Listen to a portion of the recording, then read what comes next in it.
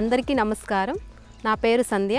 మాది పల్నాడు డిస్ట్రిక్ట్, బెల్లంకొండ మండలం, కొత్తపాలెం విలేజ్. నేను బీఎస్సీ మైక్రోబయాలజీ చదువుకున్నాను. మా హస్బెండ్ కూడా బీఎస్సీ మ్యాథమెటిక్స్ చదువుకున్నారు. మాకు 2 ఎకరాల 40 సెంట్ల పొలం ఉంది. మా అత్తయ్య మామయ్య గారు వ్యవసాయం చేస్తారు. నేను మా ఆయన మాకు వ్యవసాయం మీద ఇంట్రెస్ట్ ఉండడం వల్ల మేము కూడా వ్యవసాయమే చేసుకుంటాము.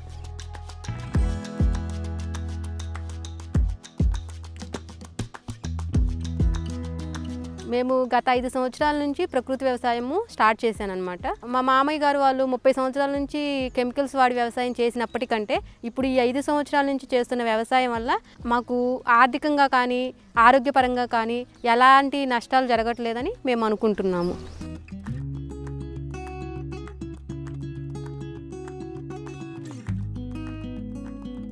ఇప్పుడు 5 సంవత్సరాల క్రితం చేసిన వ్యవసాయానికి మేమేంటంటే పొలం వేయకముందే పెట్టుబడి తెచ్చుకునే వాళ్ళం. కానీ ఇప్పుడు అలా కాదు. ఏంటంటే మాకు ఎప్పుడు 365 రోజులు ఏటీఎం మోడల్ అనేది మా దగ్గర ఉంది. కాబట్టి నేను ఏటీఎం మోడల్ వచ్చే మనీని ప్రధాన పంట వేయడానికి అవసరమయ్యే పెట్టుబడిని నేను అలా దానికి ఉపయోగించుకుంటున్నాను. ఇలా పెట్టుబడి అవసరం లేకుండా నేను పంట పండించుకుంటున్నాను.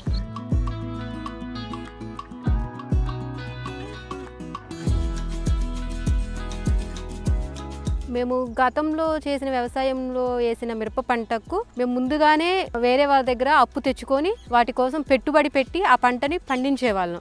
పండించి అన్ని కెమికల్స్ ఫర్టిలైజర్స్ వాడినా కూడా మాకు మిరప తోటలో వచ్చే పురుగులు తెగుళ్ళు అనేవి కంట్రోల్ చేయలేకపోయాను. నేను అసలు ఆ మార్కెట్కి వెళ్ళాక నాణ్యత లేక తక్కువ ధరకే అమ్ముకోవాల్సి వచ్చింది. ఇలా ఆర్థికంగా చాలా నష్టపోయాం మేము.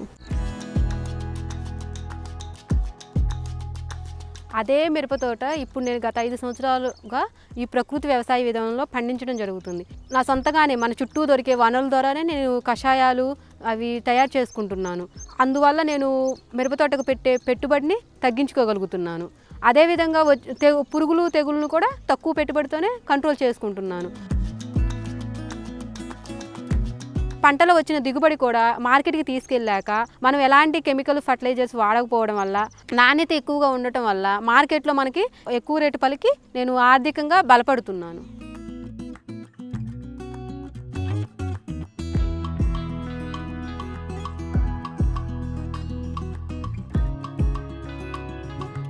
నేను ఇప్పుడు మిరప పంటలో ఎలాంటి పెట్టుబడి అనేది నేను బయట అప్పు ఏమీ తెచ్చుకోవటం లేదు. నా సొంతగానే నేను చేసుకుంటున్నాను. అదేవిధంగా నేను గత 5 సంవత్సరాల నుంచే ప్రకృతి వ్యవసాయం చేసేటప్పుడు ప్రధాన పంటతో పాటు నాకున్న ఒక 30 సెంట్లలో ఏటీఎం మోడల్ అనేది వేసుకోవడం జరుగుతుంది. మనకి ఏటీఎం మోడల్ అంటే అన్ని రకాల మొక్కలు వేసుకోవడం జరుగుతుంది. ఈ 7 అంతస్తుల్లో మనకి ఏంటంటే అన్ని రకాల కూరగాయలు మనం ఇంట్లో నిత్యావసరంగా ఏమైతే వాడుకుంటామో అన్ని రకాల కూరగాయలు దొరుకుతాయి అన్నమాట. దుంపజాతి, కరివేపాకు, అదేవిధంగా లీఫీ వెజిటేబుల్స్, అదేవిధంగా కూరగాయలు అన్ని రకాలు మనకి ఒక 30 సెంట్లలో పండించుకోవడం జరుగుతుంది. వాటిని మేము మా ఇంట్లో ఉపయోగించుకొని అదేవిధంగా మా గ్రామంలో సేల్ చేసుకొని ఇంకా మిగిలినవి కూడా మాకు సొంతగా మార్కెట్ ఉండటం వల్ల మార్కెట్లో సేల్ చేసుకోవడం జరుగుతుంది.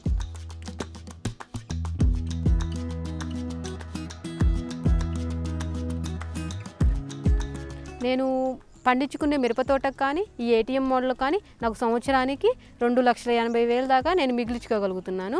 అదేవిధంగా ఏంటంటే నాకు ఏటీఎం మోడల్ అనేది ఉండటం వల్ల నేను ఇందులో అన్ని రకాల కూరగాయలు పండించుకోవడం వల్ల ఏటీఎం మోడల్లో పండిన కూరగాయలే నా కుటుంబంలో నేను వాడటం వల్ల నేను నా కుటుంబంలో కూడా మంచి ఆరోగ్యాన్ని ఇవ్వగలుగుతున్నాను.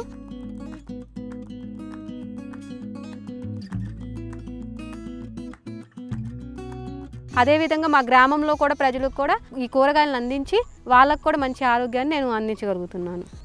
నాకు 2,80,000 ఆదాయం ఎలా మిగులుతున్నాయంటే నేను ప్రకృతి వ్యవసాయంలో రాజీ లేని సూత్రాలను పాటించాను.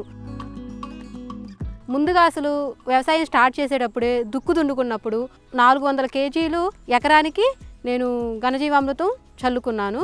ఇలా ఘనజీవామృతం వేసుకున్నాక దుక్కిలో తర్వాత 30 రకాల విత్తనాలుగా PMDSE వేసుకొని ఆ PMDSE వేసుకున్న 45 డేస్ తర్వాత నేను దాంట్లో కొంత ఈల్డ్ వస్తుందన్నమాట. ఆ ఈల్డ్ నేను తీసుకొని మిగిలింది పశువుల మేతగా ఉపయోగించుకొని తర్వాత మిగిలినది నేను భూమిలో కలయదున్నుకున్నాను.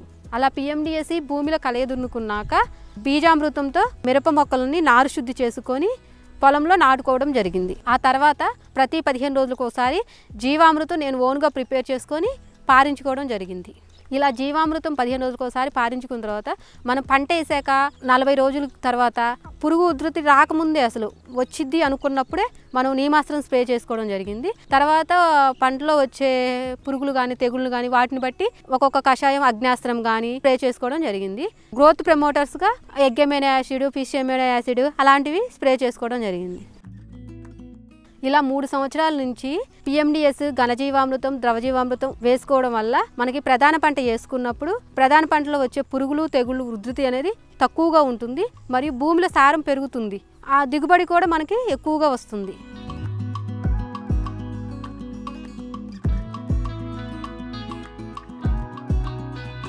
ప్రతి ఒక్క రైతు కూడా ఇలా ప్రకృతి వ్యవసాయం చేసి పెట్టుబడి అనేది తగ్గించుకొని దిగుబడి అనేది పెంచుకొని ఆర్థిక పరంగా కానీ ఆరోగ్యపరంగా కానీ మెరుగుపడాలని మేము కోరుకుంటున్నాం.